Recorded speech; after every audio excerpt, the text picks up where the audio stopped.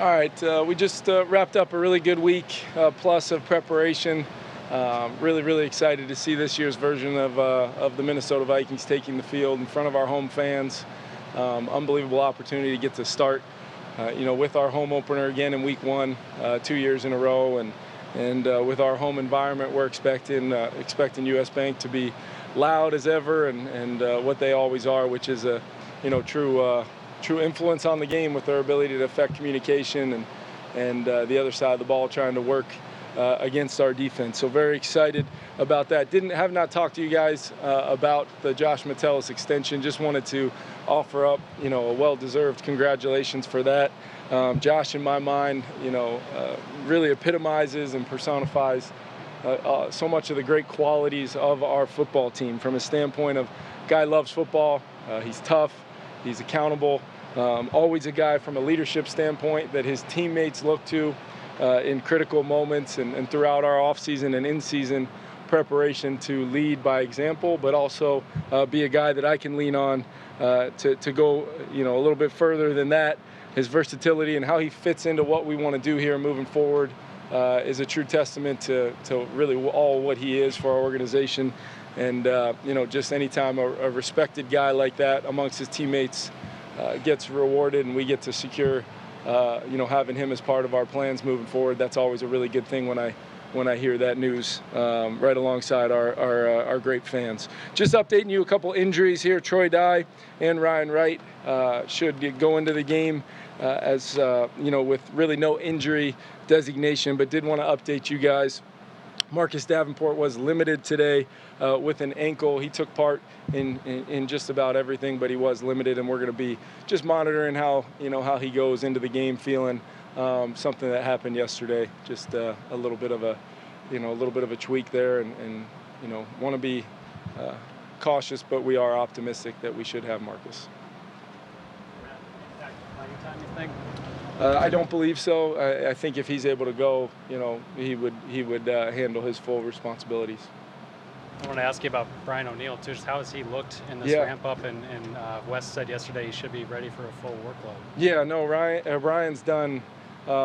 Really going back to almost April and May, what our plan of attack was with him, systematically attacking it every step of the way, making sure we were smart early on in training camp, building up his reps throughout the joint practices, and then solidifying how he's feeling both mentally and physically going into this game. I just asked him walking off the field how he's feeling.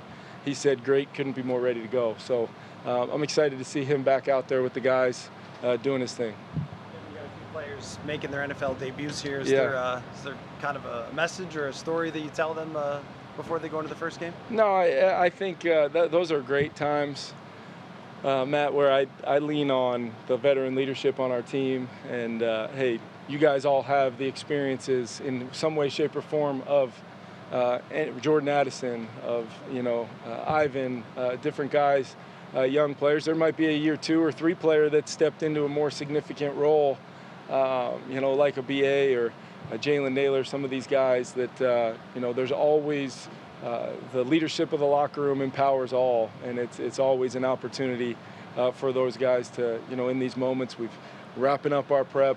How do we, I'm going to do all the things that I feel are my responsibility to make sure our team's ready to play and that we can go out and play a clean game with a quieted mind and just go do, hopefully, a lot of the things we've been doing on the practice field. But that extra element of those leadership guys stepping in and just putting their arm around one of those guys and letting them know what's important and that they're more than ready based upon the work they've put in.